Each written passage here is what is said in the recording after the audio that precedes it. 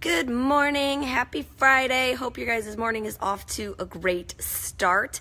Maybe you saw my Instagram post that I woke up this morning not in the mood to work out, but I will get to it. But I'm procrastinating a little bit, so I'm sitting here scrolling through your guys' comments, and I saw somebody said they watched the documentary What the Health last night, and it freaked them out a little bit, and I saw a bunch of people chiming in, and they were commenting, I hope Autumn chimes in, and so here I am, because yes, I have seen What the Health. I've seen all the health documentaries, I feel like. I follow them all. So let's talk about it, right? Because I'll be honest, when I watched it, I was like, well, shit, this is a problem.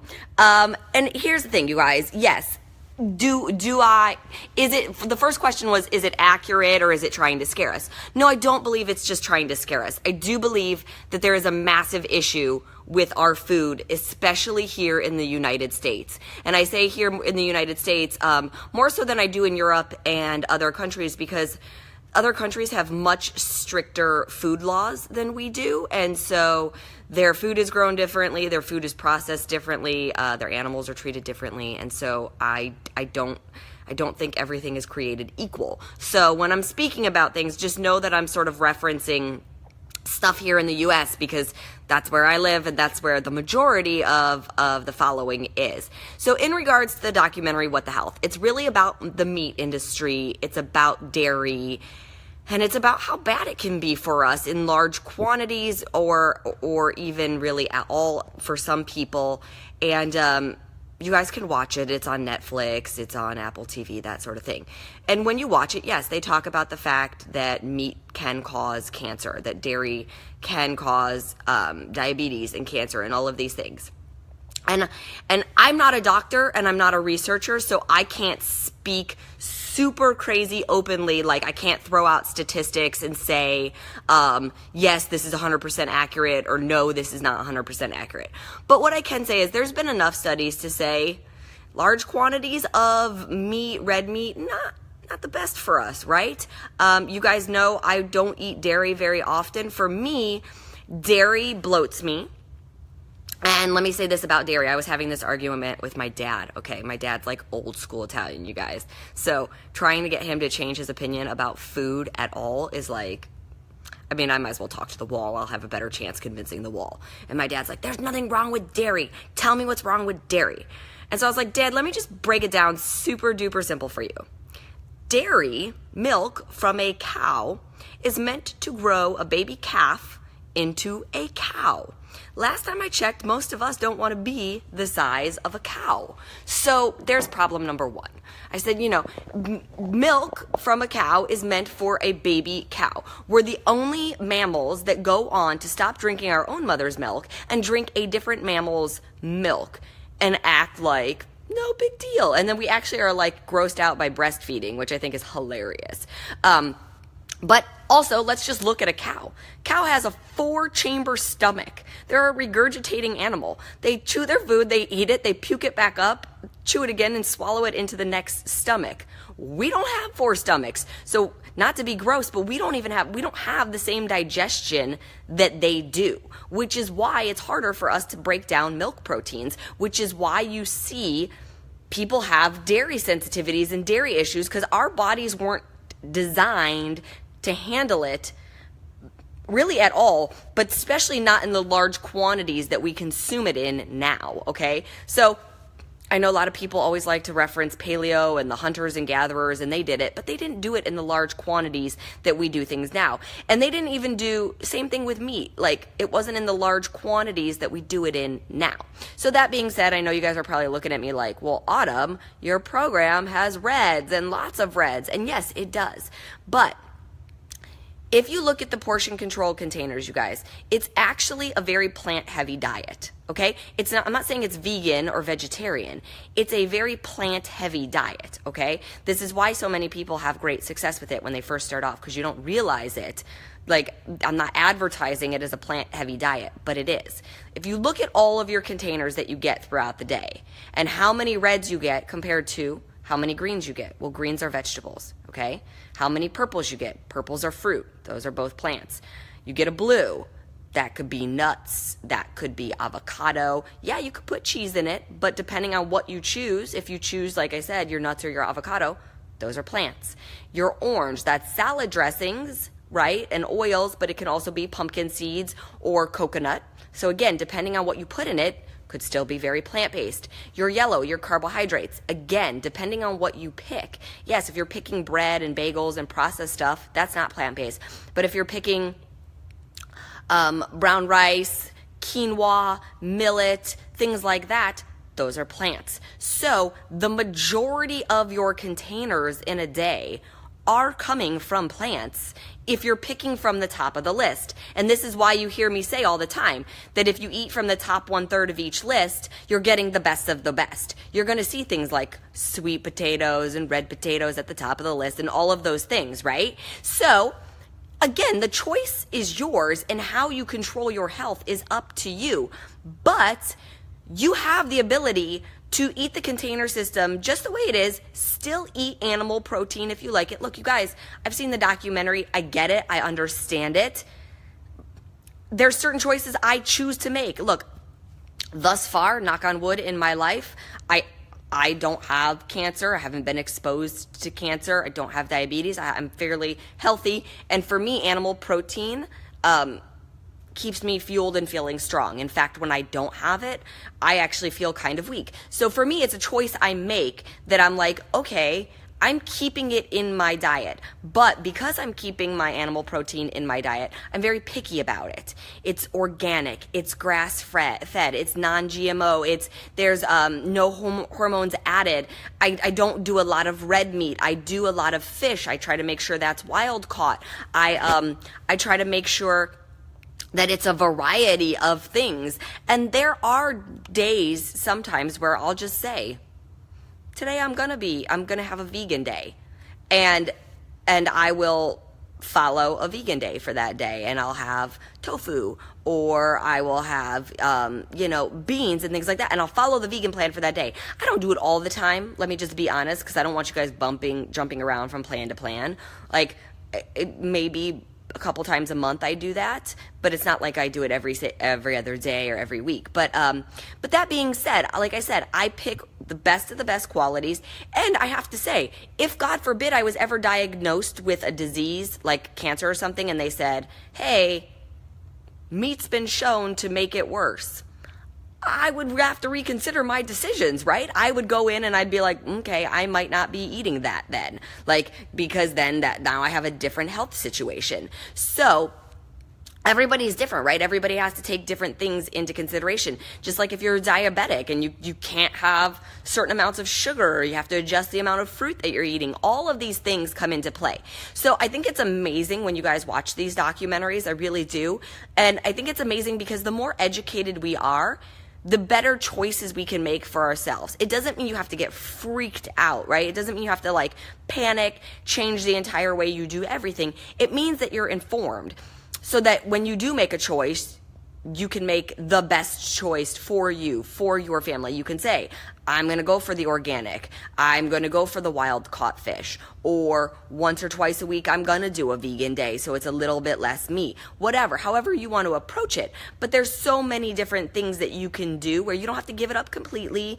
You don't have to, look, you guys, the air we breathe is polluted like crazy. One day they say coffee's good for you, the next day coffee's bad for you. If there's a million different things out there that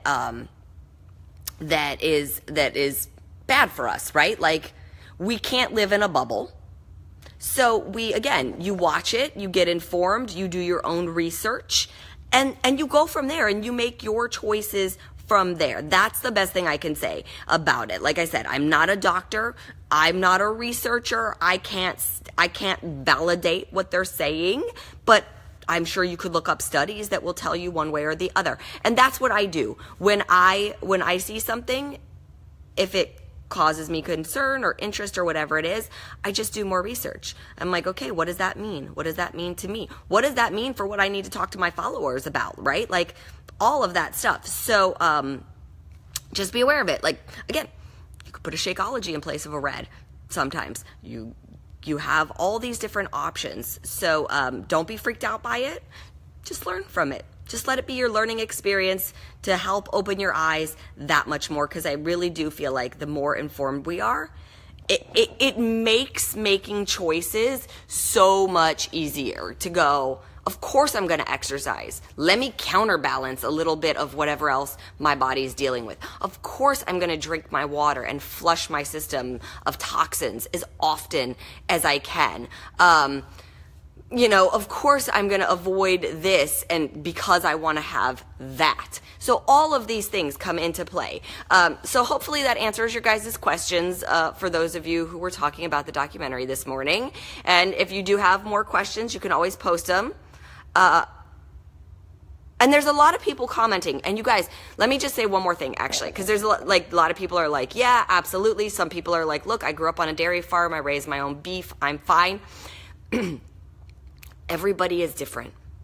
And that is the most important thing to remember. When I did my health coach certification, my year-long health coach certification, I think one of the best pieces of information that they just drove into us is that everybody is different. And one person's food is another person's poison, okay? And what that means is that, look, you guys have heard me talk about it. I found out I'm highly allergic to eggs. If I eat eggs, it causes severe inflammation in my stomach. Does that mean I'm going to go tell everybody not to eat eggs? No. But for me, eating eggs is terrible. Like, my stomach is destroyed when I do it, okay? Same thing if somebody has a peanut allergy and it sends them into anaphylactic shock. Peanuts are horrible for them because it will kill them, okay? But for somebody else who doesn't have anaphylactic shock from peanuts, peanuts are great. So they can eat it. So what you have to do is remember that, right? And this is where the not judging people or not forcing one opinion on everybody is so important, especially for you guys as coaches. This is the most important thing I can pass on to you, I feel like, too, is that we all have our own opinions about anything and everything in this world. And that's what works for us, and that's fantastic. But not everybody has to agree with us, and not everybody's body will agree with the same thing your body agrees with. So, when you see a vegan person and they're like diehard vegan, right? And it works for them, and they feel good, and they tell everybody, be vegan, it works for me. They're not doing it. I don't believe most people are doing it maliciously and trying to be like, you're stupid or you're wrong if you're not. I think they have found something that works for them, and so they're excited about it and they want to encourage other people.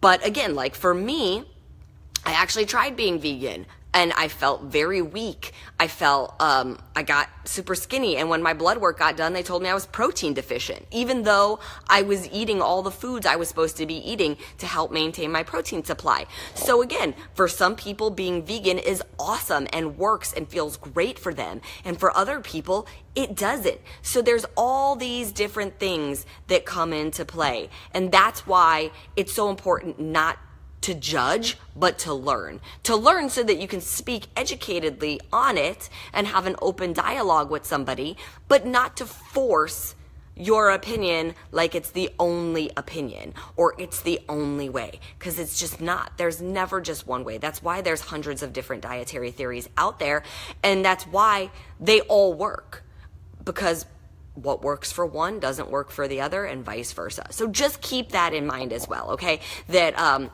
we're all a little bit different, and I'm not saying that one thing or the other is accurate. I'm saying that they've done enough research that for some people, meat has been shown to be not great. Dairy has been shown to be not great. Do I believe that there are certain things in our dairy products that, well, not to be gross, but they talk about the fact that there's pus in there and stuff like that. Yeah, you guys, look, I'm sure there's a lot of farms where there aren't, but I am sure that there are a lot of farms that are. So again, making sure that you do your research and you pick from the organic people and the grass-fed people and the non-GMO people and the blah, blah, blah, blah, blah, blah, blah. And yeah, it does get expensive. And you know what? That's where your vote comes into play. And that's where your dollar comes into play. Where you spend your money tells the world, tells the government where you want their attention. So if we keep spending our money on the crap and allowing the crap to end up everywhere in our life and just justifying it, then we're going to get more crap. But if we learn more and we speak more and we ask for what we want in our food and what we don't want in our food, then hopefully we get better results from that, just like they do in Europe. I know I said I was going to wrap it up, but I got to say this. Like when we went to Europe, we went to the UK for 10 days, my brother and sister and I, back in January. And I was like, oh man, you know, like we're going to Europe. Like I want to eat. Like I'm not going to go to London and go to Paris and not eat. And you know what? I did. We went to London. We ate. Now, granted, we walked a lot too, but I didn't gain weight, not 1 pound. In fact, I came home more ripped from that trip. And yeah, I'm sure a large part of it was how much we were walking every day. But honestly, I just believe more of it has to do with how their food is made, how their food is grown. You hear it all the time. I used to have clients all the time tell me, I'm going on vacation in Europe. I'm so scared I'm going to come back and gain weight. And they'd come back and they'd be like, I lost weight on vacation, but I ate everything. I ate cheese and I ate bread and I ate this and I ate that. And their cheese is made different and their bread is made different. And that's all I can say. Like I said, I don't have statistics. I don't have analysis on it, but I know they have stricter food laws than we do. So there it is. All right. I think I've rambled long enough and I probably should go get AAA done. So I hope you guys have a great Friday and I'll talk to you later. Bye.